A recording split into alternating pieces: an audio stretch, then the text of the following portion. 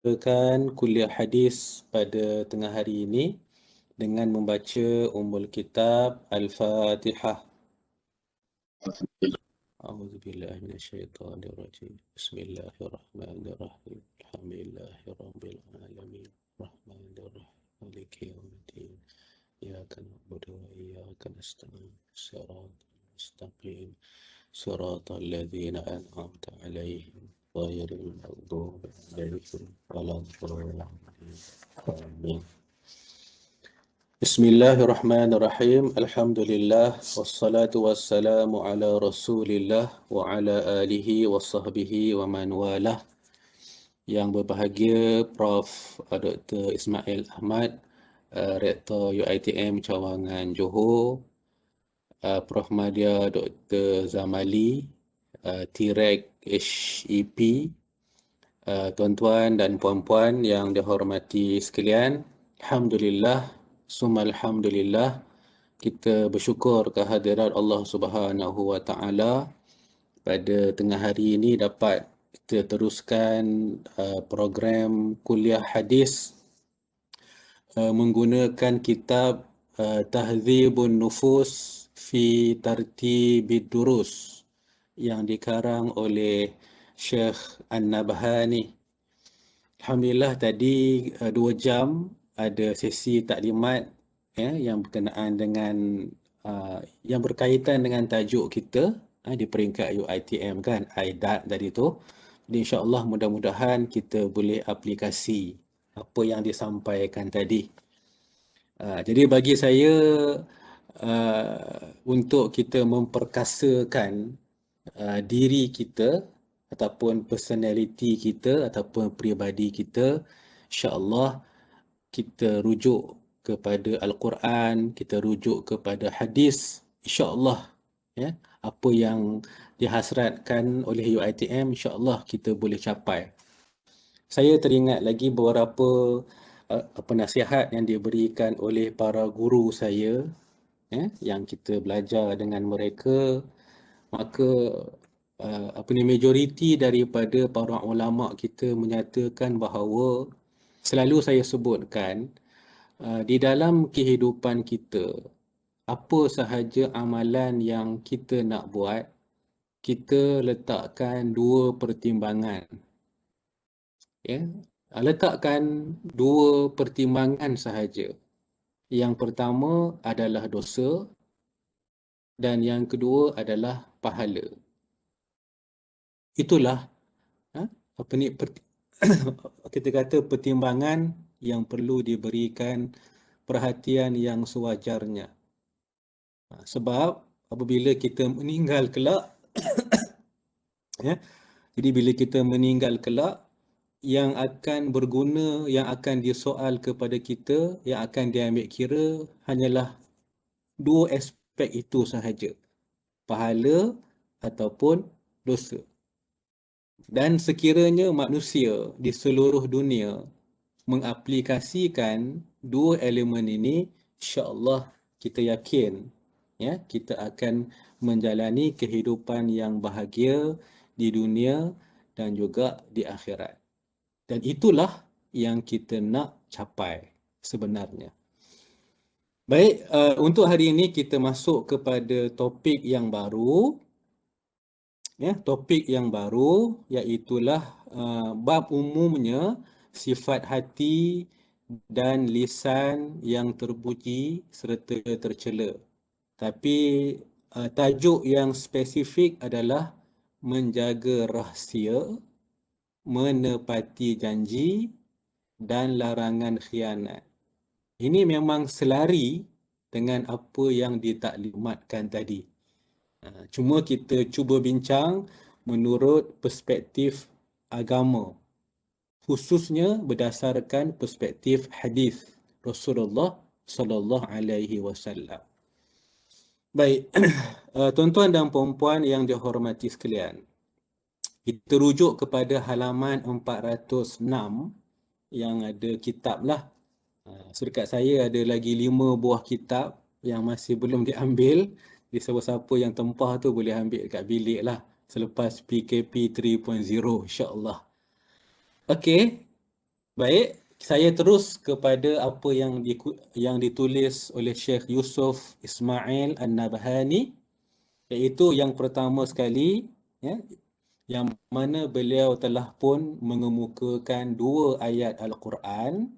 Yang pertama adalah daripada surah Al-Isra, surah yang ke-17, ayat yang ke-34. Ayat ni sebenarnya panjang, tapi hanya dia ambil qit'ah ini.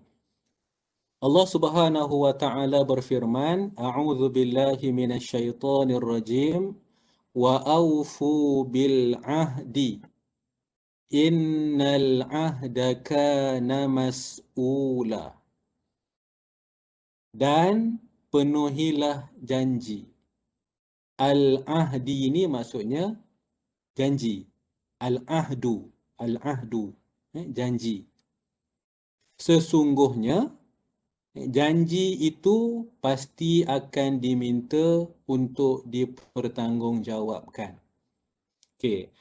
Tuan-tuan dan puan-puan yang saya hormati sekalian, ayat ini skop asalnya, kalau kita tengok dalam surah Al-Isra ayat 17, dia berkaitan dengan harta anak yatim. Ini konsep asas, skop asas. Ya, dia berkaitan dengan harta anak yatim. Jadi, ayat yang kita bacakan ni maksudnya, sekiranya seseorang itu dilantik sebagai pemegang amanah untuk menjaga harta anak yatim, menguruskan harta tersebut, dan individu tersebut berjanji untuk menguruskannya.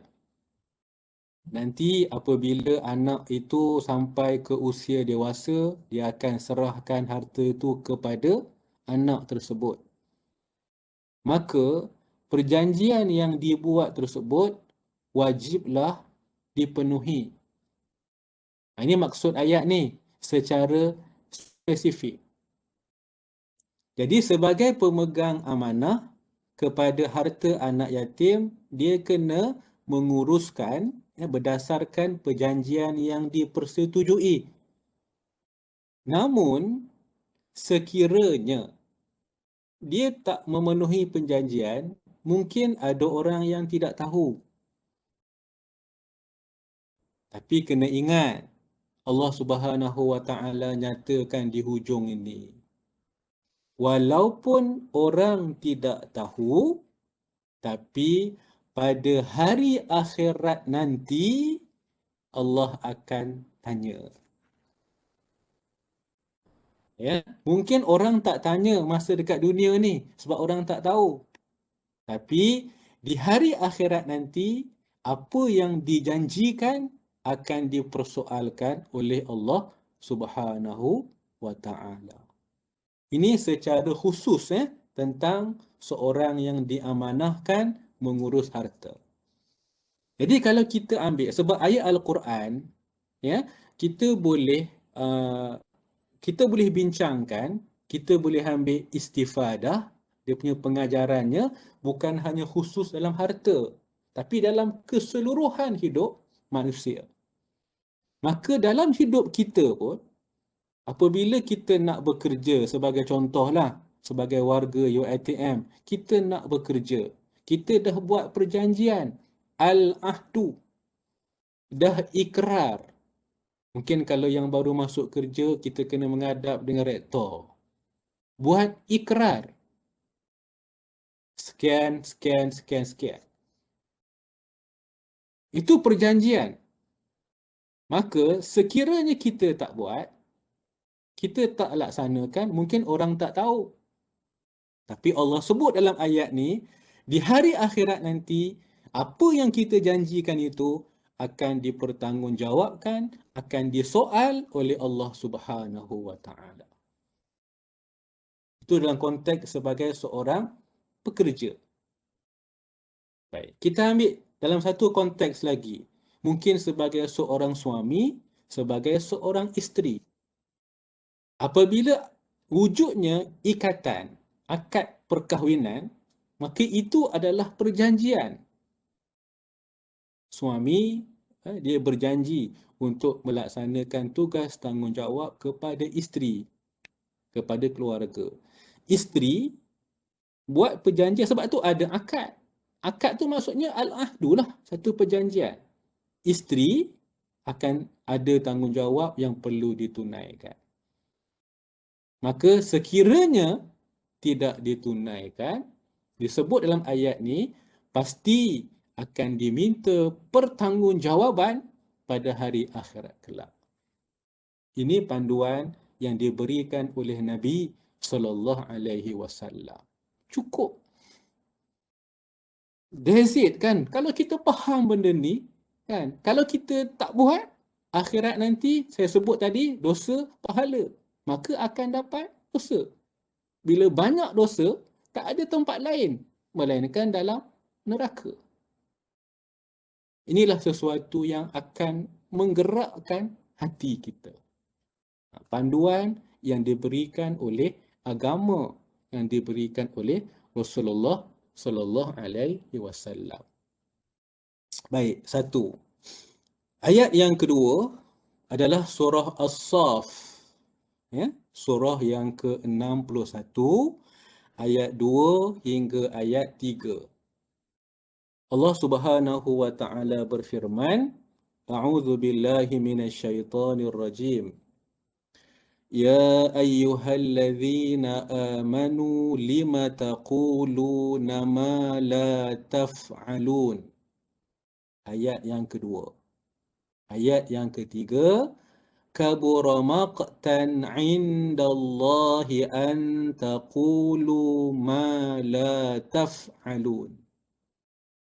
Maksud ayat ni iaitu, wahai orang-orang yang beriman.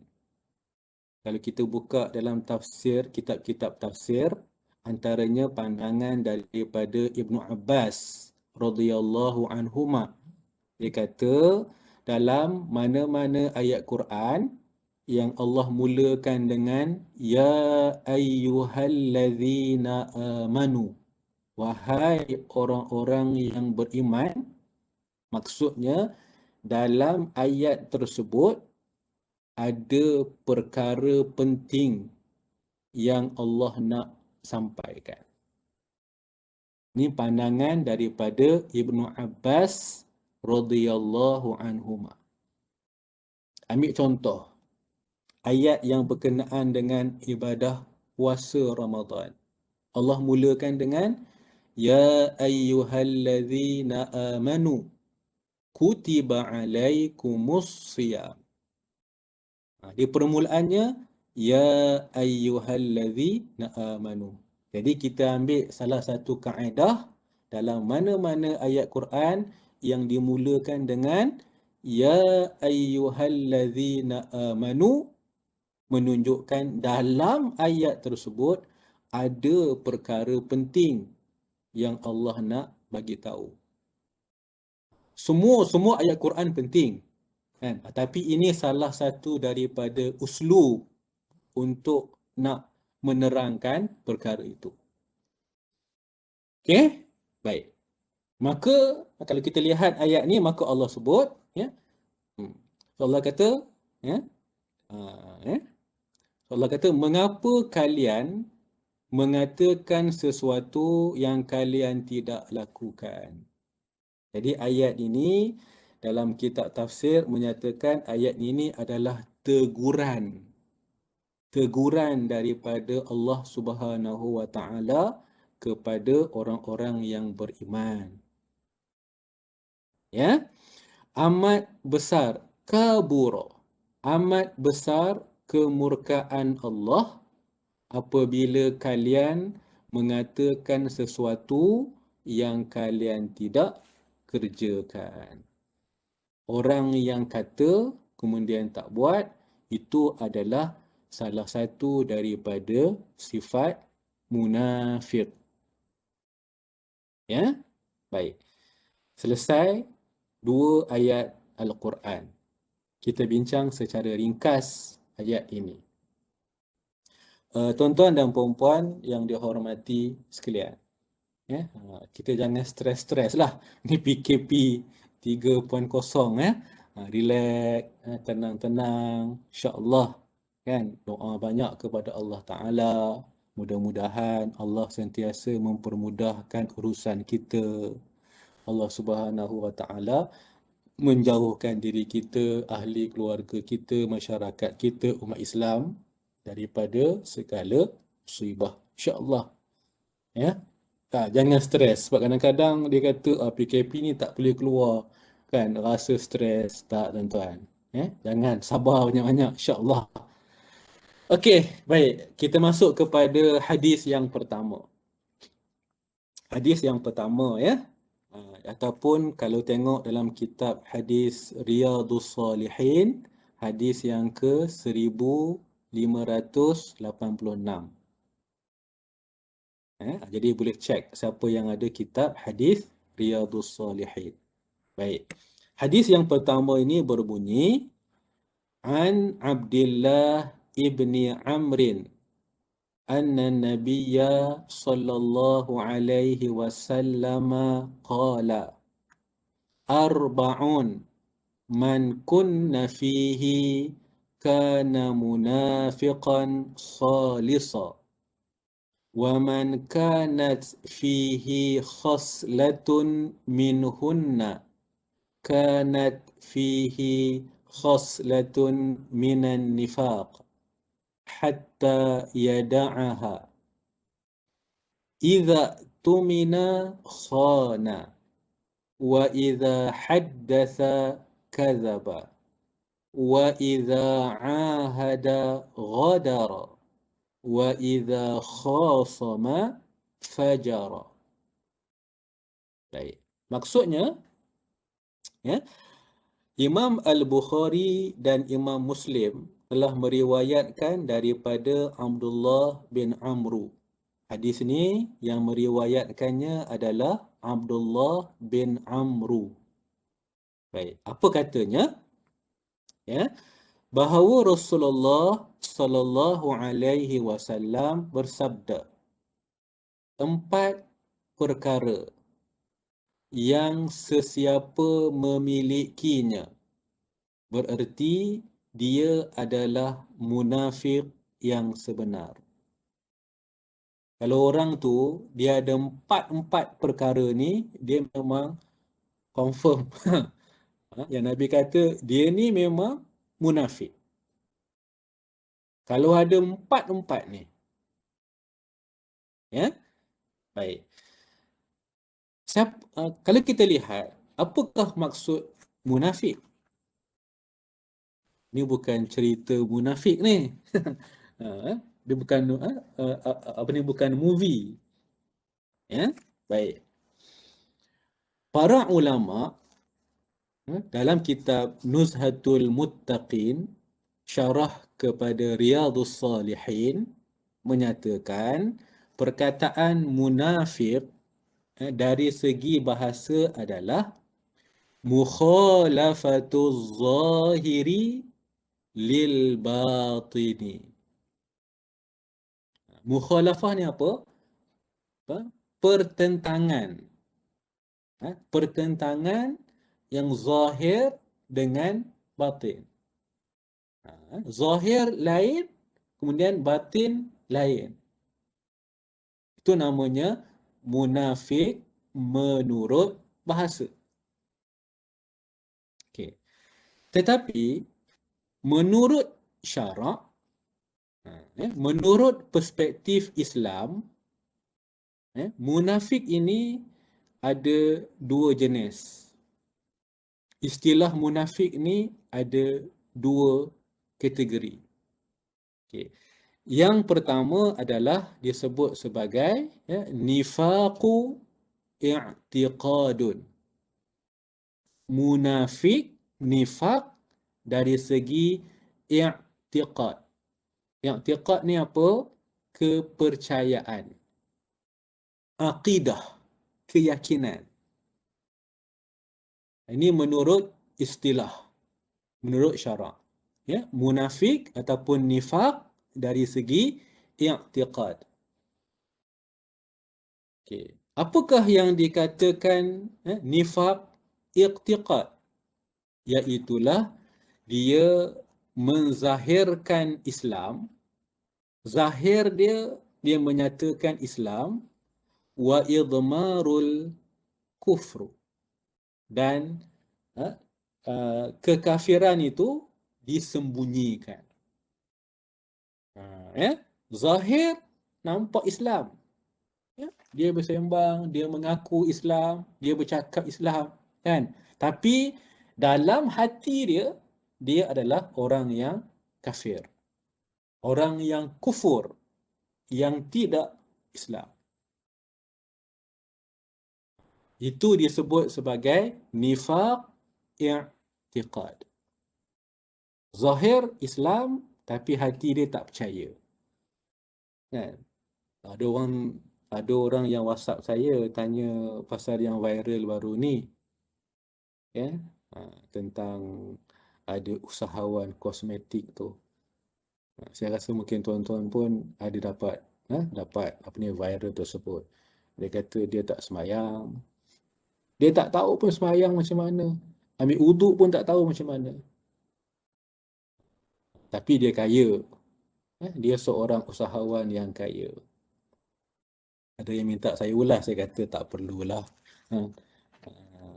Tak perlulah ulas isu yang macam tu. Kan? Cuma kalau saya nak sebut pun, itu kalau betul apa yang dia sebutlah. Kan? Itu kita namakan sebagai istidraj. Istilahnya istidraj. Istidraj ni maksudnya orang yang tak puasa, orang yang tak sembahyang, orang yang tak tutup aurat, tapi dia berjaya. Duit dia banyak dari kita. Kan? Hidup dia, pangkat dia, kedudukan dia, pengikut dia ramai. Tak pernah sakit, sihat je. Ya? Tapi orang yang buat maksiat. Itu bukan nikmat. Itu namanya istidraj. Iaitu Allah bagi dekat dia, biar dia terus leka, nanti Allah akan azab dia. Itu konsepnya lah. Ya? Dalam kes yang macam tu. Jadi mudah-mudahan bagi saya yang penting adalah kita berdoa kepada Allah. Mudah-mudahan Allah lembutkan hati dia. Allah bagi hidayah, Allah bagi petunjuk. InsyaAllah dia kembali kepada Islam. Itu tugas kita. Sekarang ni sebab sekarang ni apa kita kata apa? Dia panggil apa? Jabatan netizen. Salah sikit je memang kutuk habis. Kan? Tak boleh macam tu. Tak perlu. Kan? Islam ajar kita kalau ada kesalahan yang dibuat, kita doakan kepada Allah. Minta Allah Ta'ala memberikan hidayah. Itu je. Kan? Ustazah Asma itu kan salah. Dia tak salah pun bagi pandangan tu. Mungkin dia punya perspektif dia lain. Kan? Semua orang kutuk dia. Kan? Bagi saya tak sepatutnya. Padahal dia punya sumbangan dia punya jasa dia banyak. Takkan kerana mungkin satu pandangan yang macam tu, semua netizen belasah cukup-cukup. Tak sepatut macam tu. Kan? Mungkin itu kesalahan yang sikit. Maafkanlah. Selesai masalah. Okey? Baik, itu munafik yang pertama yang dinamakan sebagai nifaq i'tiqad. Itu munafik dari segi akidah, keyakinan. Baik. Yang kedua disebut sebagai nifaq amal. Nifaq ataupun munafik dari segi amalan. Apa maksudnya? Iaitulah seseorang itu melakukan amalan-amalan orang-orang munafik. Melakukan amalan orang-orang munafik. Dan dalam konteks hadis pertama yang kita baca ni, maksudnya dia masuk dalam kategori nifaq amalan. Amalan orang-orang munafik. Baik. Maka Nabi SAW menjelaskan, sesiapa yang memiliki salah satu daripadanya, nya tu kembali kepada 4. perkara tadilah. Kalau dia empat-empat tu ada dalam diri dia, ini berat. Sangat-sangat very dangerous kan? Sangat bahaya. Tapi kalau ada satu je, ada empat mungkin satu je ada, maka Nabi kata bererti dia berada dalam salah satu sifat nifaq sehingga dia meninggalkannya. Kita seseorang yang ada salah satu je, maka dia maksudnya melakukan salah satu daripada sifat nifaq. Ni pun kena berhati-hati sampailah dia tinggalkan. Ya. Jadi maka Nabi bagi penjelasan. 4 perkara tu apa? Iaitu apabila dia diberi amanah, dia khianat. Tadi disebut tadi. UiTM Johor yang paling tinggi sifat amanah. Alhamdulillah. Bagus. Kan? Yang kedua, apabila dia berbicara, dia berdusta. Yang ketiga, apabila berjanji, dia mungkir. Dan yang keempat, apabila dia berselisih. Wa idza khasama, apabila berselisih, dia meninggalkan kebenaran. Yang ni saya baca dalam apa yang dalam buku kita lah. Tapi perkataan fajara, wa idza khasama fajara, di kat sini hujung sekali, wa idza khasama, bila dia berselisih, fajara. Fajara ni dihuraikan oleh ulama hadis bukan dia meninggalkan kebenaran. Fajara ni maksudnya balagha fil khusumah. Dia melampaui batas. Jadi bila berselisih, dia buat benda yang sangat ekstrim. Padahal benda tu sikit je. Itu maksud perkataan fajara. Okey, saya tak syarahkan lagi. Kita sambung dengan hadis yang kedua. Sebab hadis yang kedua sama. Hadis yang kedua. Hadis yang kedua, hadis yang ke-689 dalam Riyadhus Salihin. Baik, kita baca hadis yang kedua dulu. An Abi Hurairah anna Rasulullah sallallahu alaihi wasallam qala ayatul munafiqi thalathun idza haddatha kadzaba wa idza wa'ada akhlafa wa idza tumina khana wa in sama wa shalla wa za'ama annahu muslimun. Baik. Maksudnya Imam Muslim telah meriwayatkan daripada Abu Hurairah radhiyallahu anhu. Hadis yang pertama tadi ni, hadis yang pertama ni daripada sahabat yang bernama Abdullah bin Amru. Hadis yang kedua ni, sahabat yang meriwayatkannya adalah Abu Hurairah. Baik. Bahawa Rasulullah sallallahu alaihi wasallam bersabda, 3 tanda orang munafik. Apabila dia berbicara, dia berdusta. Apabila dia berjanji, dia mengingkari. Apabila dia diberi amanah, dia khianat. Jadi kita nampak kan, 3 perkara ni ada dalam hadis yang pertama. Hadis yang pertama ni Nabi tambah satu lagi, iaitu apabila dia berselisih, khasama fajara, dia melampaui batas di dalam perselisihan itu. Baik. Maka dalam hadis yang kedua Nabi sambung. Dalam riwayat Imam Muslim ada tambahan. Meskipun dia berpuasa, solat dan mendakwa dirinya adalah seorang Muslim. Ini yang berat ni tuan-tuan. Kita kata, saya solat, Tapi kalau orang tu solat, ada 4 tanda ni, maka orang itu berada dalam keadaan bahaya. Solat, puasa, dan dia kata, saya Islam. Saya Islam. Dan inilah perkara yang perlu diberikan perhatian oleh kita semua. Baik, apa pengajaran hadis ni? Okay. Yang pertama, pengajarannya adalah hadis ni sebut kepada kita bahawa sifat-sifat, hadis ini menerangkan sifat-sifat orang munafik yang sebenar. 4 sifat yang kita rangkumkan 2 hadis ni, maka disebut fayam bagi lil mu'mini an yabta'ida wa yantaziha anha. Maka orang Islam, orang yang beriman, hendaklah berusaha meninggalkan, menjauhi 4 sifat ini. Jadi yang UiTM buat, yang ditaklimatkan tadi itu benda yang menepati syariat Islam, bertepatan dengan hadis ni.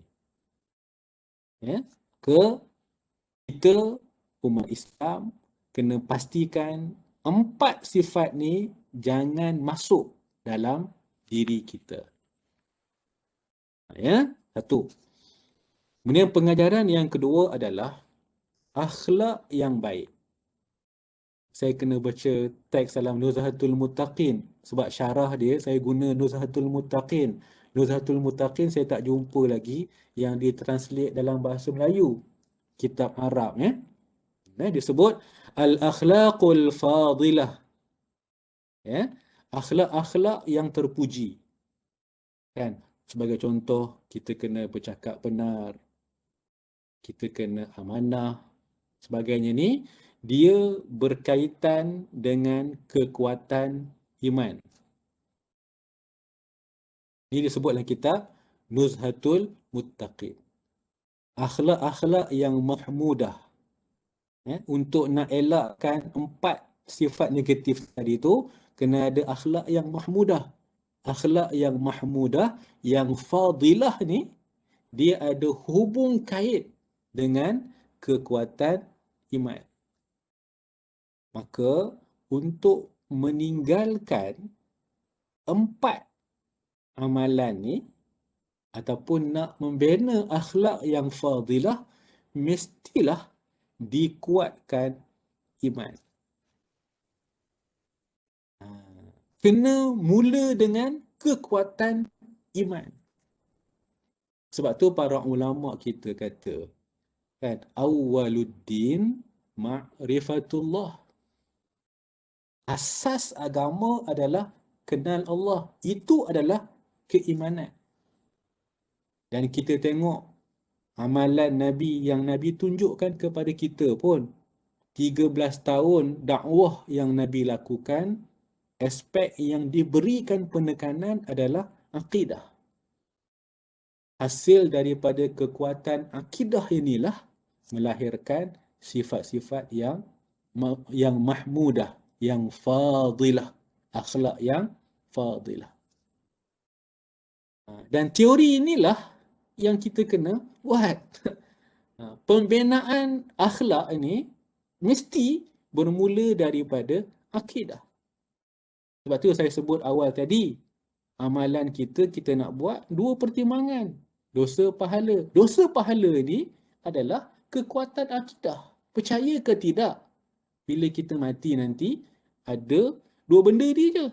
Duit tak kira, harta tak kira, pangkat tak kira, keturunan tak kira. 2 benda ni je yang akan ditanya. Kalau kita yakin, maka kita akan buat yang terbaik. Hari ini ada orang kata kan, sesungguhnya COVID itu benar. Kan dulu ada orang tak nak kan, kata COVID ni macam-macam teori, konspirasi dan seumpamanya. Semalam saya dapat pula satu mesej. Yang ni kalau tuan-tuan dapat, saya nak bagi pencerahan sikit lah. Ni mungkin saya tak tahu siapa yang mula share benda ni. Kan?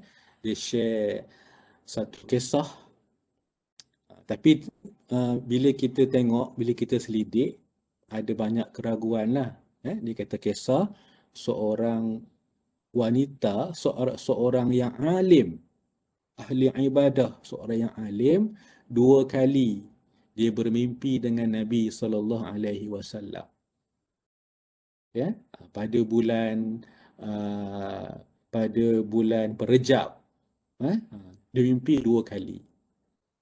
Yang mana dalam mimpi tu, diceritakanlah, dia kata, apa, dia jumpa Nabi di atas di atas gunung Judi, tempat yang mana berlabuhnya kapal Nabi Nuh alaihi salam di situ.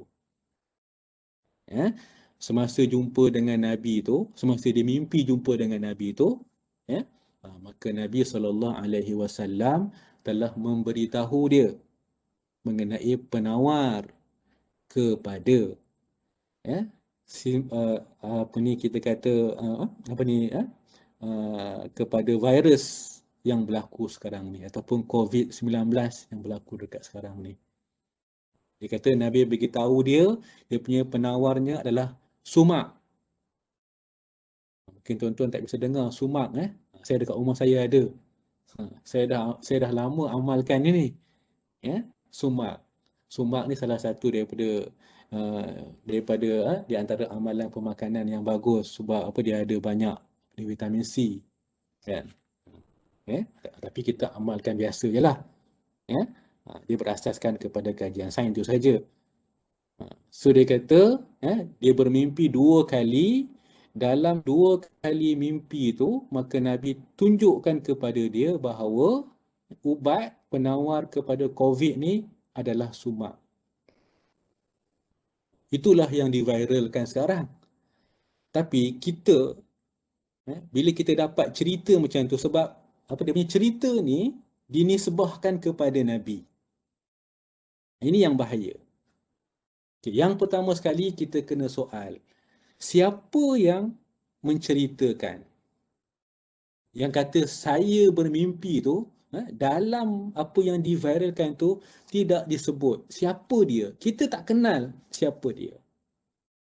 Dan yang kedua, dia kata dia telah sampaikan berita ni kepada seorang imam yang alim. Dan imam yang alim tu yang sampaikan mimpi ni untuk ditulis. Baik. Isu dekat sini adalah, yang pertama, siapa wanita yang bermimpi. Dan yang kedua, siapa imam alim itu. Kan? Jadi tidak dinyatakan, tak dikenal, hanya disebut macam tu. Dan apabila diceritakan macam tu, lepas tu maka sampailah satu lagi viral menceritakan kehebatan sumak. Jadi bagi saya, ini mungkin dia nak mempromosi Wallahu a'lam, nak mempromosi benda tu. Jadi saya nasihatkan, jangan terus terima. Dan memang sekarang ni kita soalkan, saya pun soal balik, siapa wanita tu dan siapa imam yang menyampaikan mimpi tersebut. Kita nak tahu dia, kan. Sebab tu hari ni kita ikutlah apa yang disarankan oleh pakar-pakar kesihatan. Kenalah ambil vaksin untuk tujuan sebagai perlindungan. Okey? Baik, itu yang kedua. Yang ketiga, kita ambil 3 pengajaran. Yang ketiga adalah perbuatan munafik, sama ada dari segi akidah ataupun dari segi amalan, dia akan membawa kerosakan kepada individu dan juga masyarakat. Mungkin kalau kita di tempat kerja, akan membawa kehancuran kepada organisasi. Apabila ada di kalangan kaki tangan yang mengamalkan sifat-sifat, 4 sifat yang disebutkan oleh Nabi ni. Jadi kena berhati-hati dengan sifat tersebut. Baik. Selesai hadis yang pertama dan hadis yang kedua. Dan perempuan yang dihormati sekalian, kita masuk kepada hadis yang ketiga. Ya, hadis yang ketiga ataupun hadis yang ke-685 di dalam kitab hadis Riyadhus Salihin. Baik, Ustaz. Hadis yang ketiga. Ya, saya. Ustaz, maaf nak tanya, buah sumak, sumak tu tadi apa Ustaz? Sumak dia bukan buah, kan?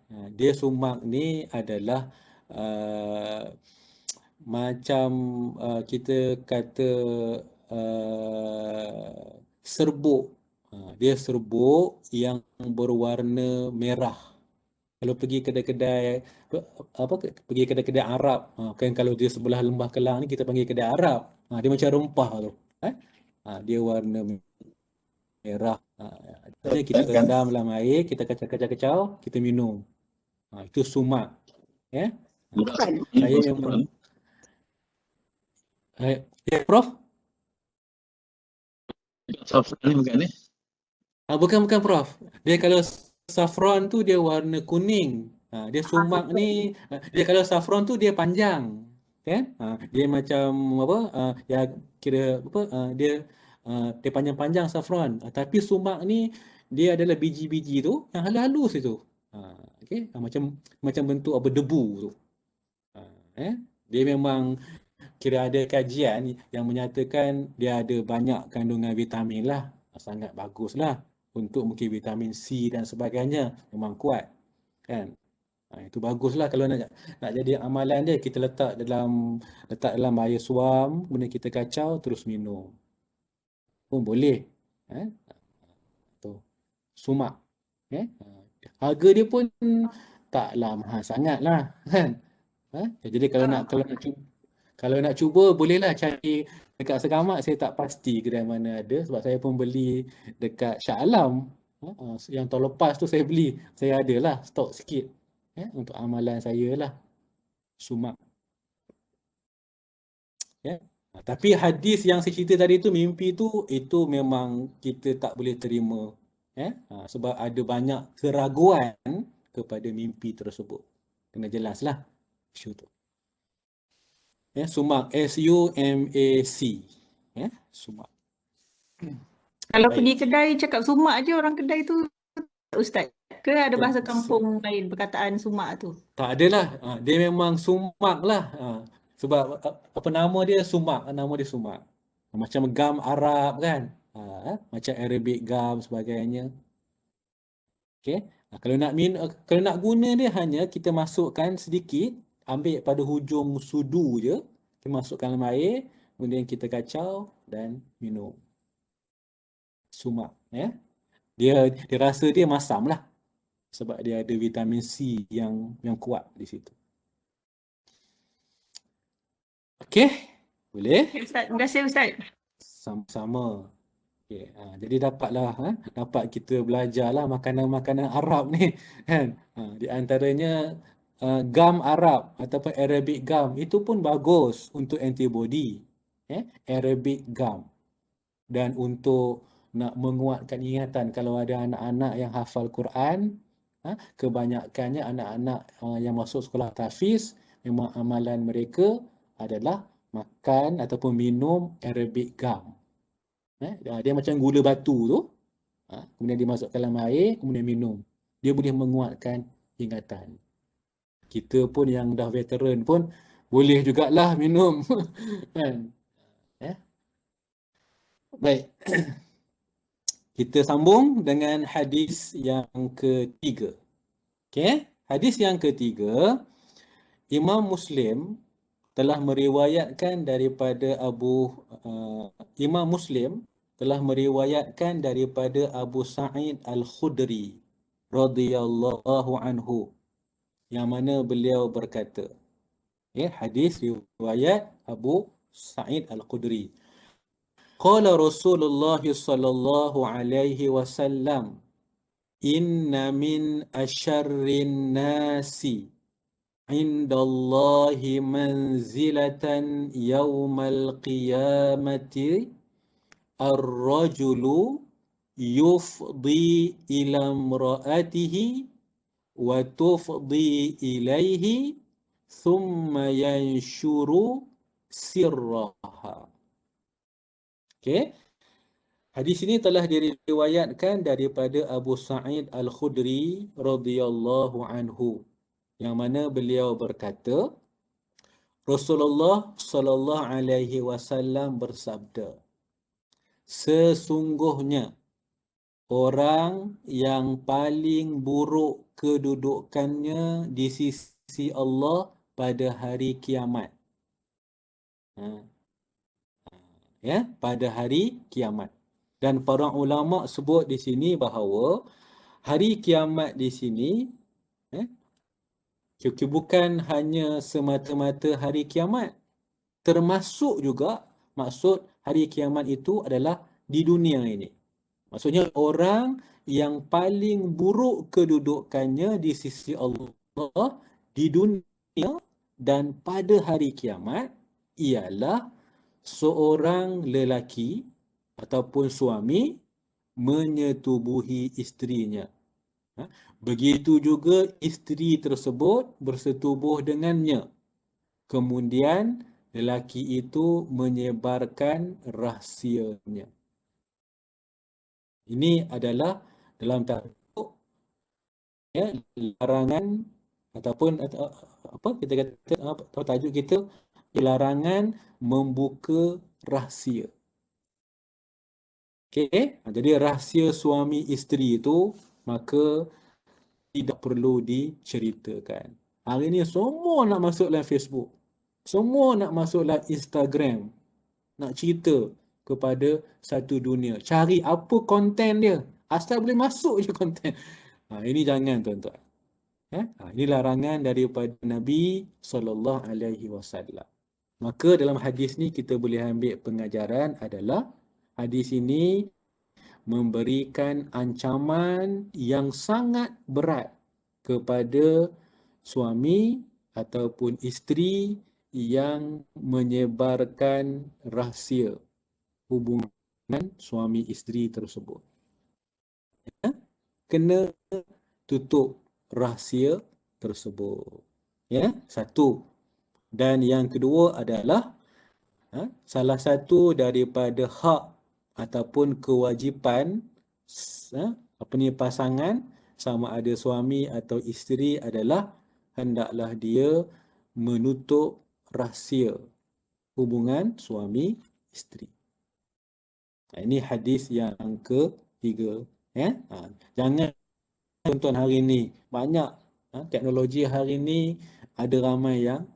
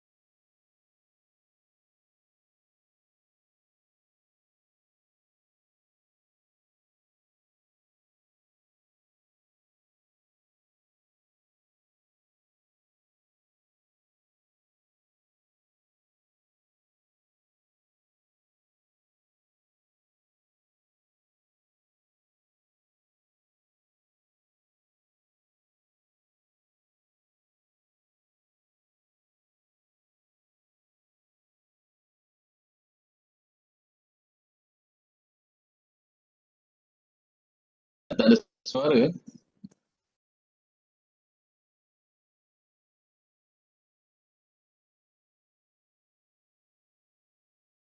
Betul Prof, tiba-tiba senyap. Tak dengar Ustaz. Assalamualaikum.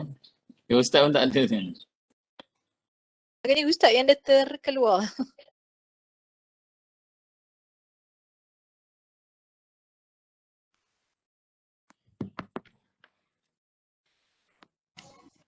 Ustaz kata bateri laptop dia habis.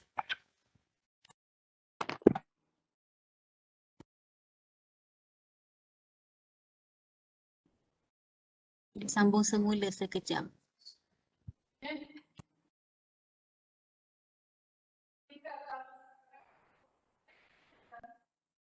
Kenapa buka lagi?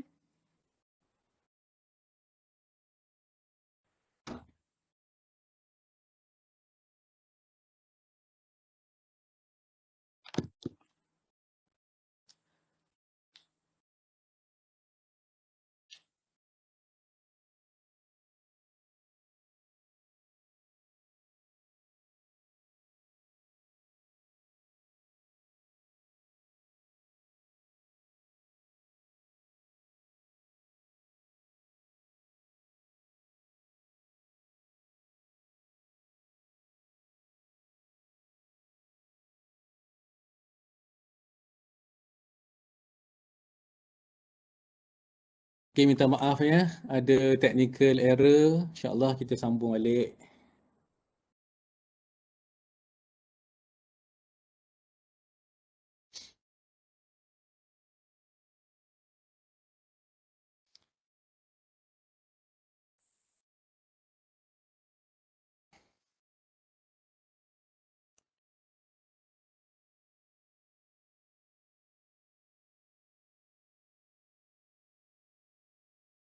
Okay, baik. Apa ni, boleh dengar suara saya? Boleh. Boleh. Okey, baik. Okey, minta maaf tadi terputus. Okey, baik, kita terus kepada hadis yang terakhir untuk pagi ni. Mungkin kita sempat satu lagi hadis untuk tengah hari ini dan lagi dua lagi kita sambung pada minggu depan. Okey, hadis yang keempat ni adalah satu cerita yang menjelaskan tentang sahabat amat menjaga rahsia. Baik, kita baca hadis dia. Imam Muslim telah meriwayatkan daripada Thabit dan daripada Anas radhiyallahu anhu yang mana beliau berkata. Okay, hadis ni diceritakan oleh Anas radhiyallahu anhu. Okey, kita tengok ya. An Anasin qala Ata alayya Rasulullah sallallahu alaihi wasallam wa ana al'abu ma'al ghilmani qala fasallama alayna faba'athani ila hajatin fa'abta'tu alayya ummi falamma ji'tu qalat ma habasaka qultu ba'athani Rasulullah sallallahu alaihi wasallam lihajatin qalat ma hajatuhu qultu innaha sirrun qalat la tuhaddithanna bisirri Rasulillah sallallahu alaihi wasallam ahadan qala Anasun wallahi law haddathtu bihi ahadan la haddathtuka ya Thabit. Baik, apa maksudnya?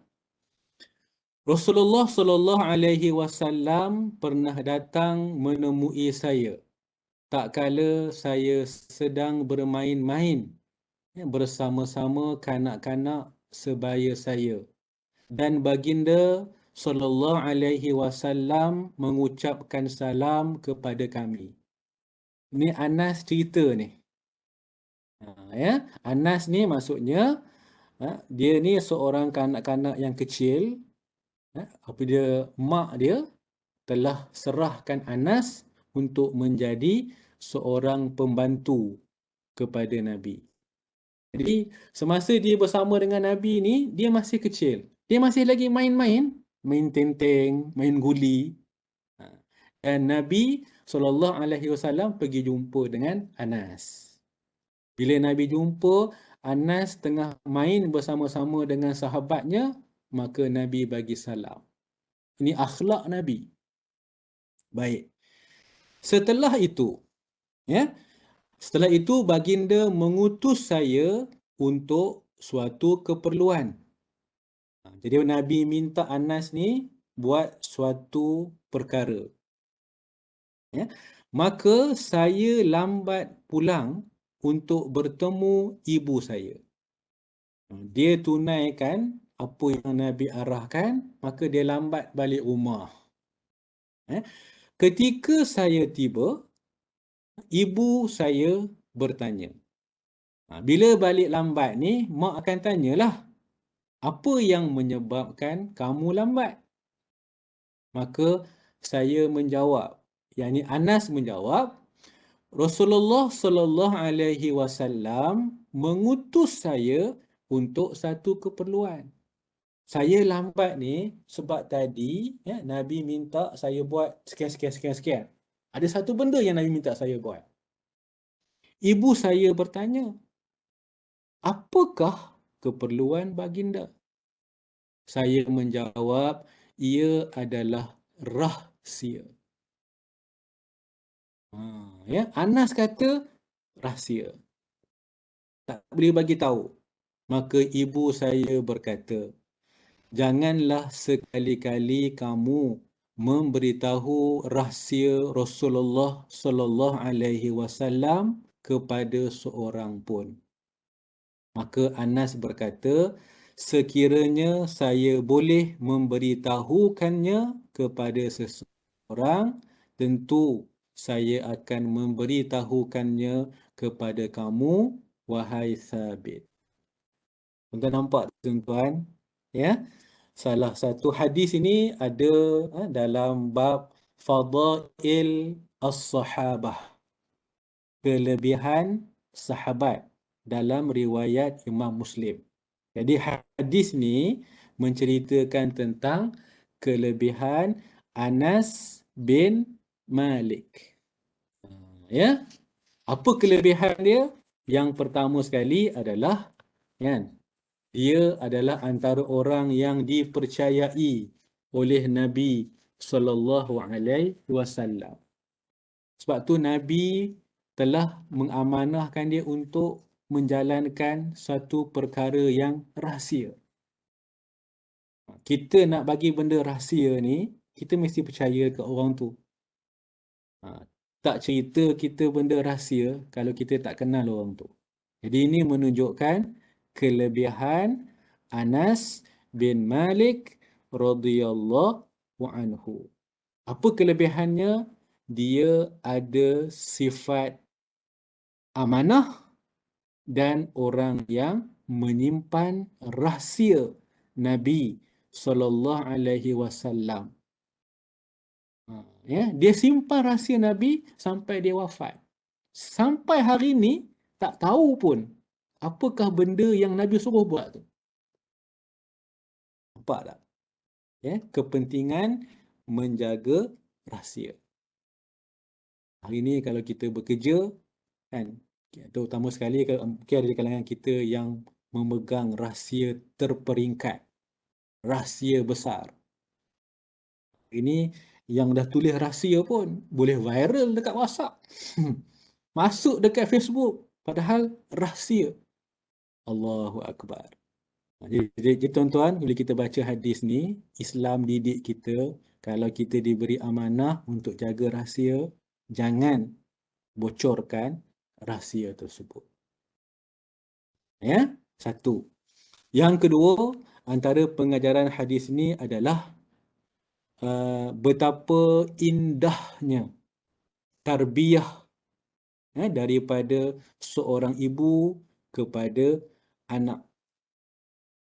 Mak Anas bin Malik yang bernama Ummu Sulaim. Mak Anas bin Malik ini, kan, dia tarbiyah, dia didik anak dia. Dia kata, kalaulah itu rahsia Nabi, maka kamu jaga sungguh-sungguh. Jangan bagi tahu seorang pun. Saya rasa kalau kita lihat berlaku dekat diri kita kan, rahsia. Kita akan cakap dekat anak kita, takkan dengan ibu pun tak boleh tahu. Tak. Mungkin sebut macam tu. Tak apa, ibu seorang je tahu. Tapi ni kan, Ummu Sulaim pesan kepada anaknya, Anas bin Malik, itu adalah rahsia Nabi, maka kamu kena jaga sungguh-sungguh, jangan bagi tahu kepada sesiapa sekalipun. Menunjukkan satu contoh tarbiyah yang sangat hebat yang diberikan oleh seorang ibu. Ya. Kemudian pengajaran yang ketiga, yang terakhir adalah menyimpan rahsia seseorang dan tidak menyimpan rahsia seseorang rakan, seorang sahabat, maksudnya tidak menyebarkan rahsia tersebut adalah di antara salah satu kemuliaan akhlak dan adab Islam. Jadi kalau kita pegang rahsia kawan kita, kan, bukan rahsia kerja lah, kita tahu sahabat kita ni kan, contoh. Mungkin kawan kita ni masa muda-muda dulu Allah perangai jangan cerita lah kan. Tapi bila dah sampai umur 40, 50 kan, 50 lebih, tiba-tiba kita dah lama tak jumpa dengan dia. Tiba-tiba pergi jumpa dengan dia, pergi masjid surau, singgah tengok-tengok dia jadi imam dekat masjid tu. Kan? Jangan pula kita sembang-sembang kan. Ni dulu kawan saya ni. Tak payah ceritalah benda tu. Dulu dia ni, satu-satu kita buka. Tak payah. Rahsia-rahsia yang dulu tu biarkan. Sekarang ni dia dah jadi orang yang baik. Kita bagi sokongan dengan dia untuk meneruskan amal-amal baik tersebut. Itu contohlah. Ni pula kita tulis dekat Facebook. Tadi solat Zuhur dekat masjid sekian. Imam ni kan, ni kawan lama saya. Kita pun post dia punya gambar dia. Tulis kat bawah tu. Dulu dia ni 1, 2, 3, 4 macam ni. Ni tak betul. Ni benda yang dilarang oleh syarak. Saya rasa mungkin itulah 4 hadis yang boleh kita bincang dalam tajuk menjaga rahsia, menepati janji dan larangan khianat. InsyaAllah 2 hadis lagi dan seterusnya kita masuk kepada menjaga lidah. Kita sambung dalam kuliah yang akan datang. Baik. Tak ada soalan kan? Okey. Jadi kalau tak ada, saya rasa itu saja untuk tengah hari ini. Saya mohon maaf sekiranya ada terkasar bahasa, kesalahan dan seumpamanya. Itu kelemahan saya. Aqulu qawli hadza wa astaghfirullahal azim li wa lakum. Wassalamualaikum warahmatullahi wabarakatuh.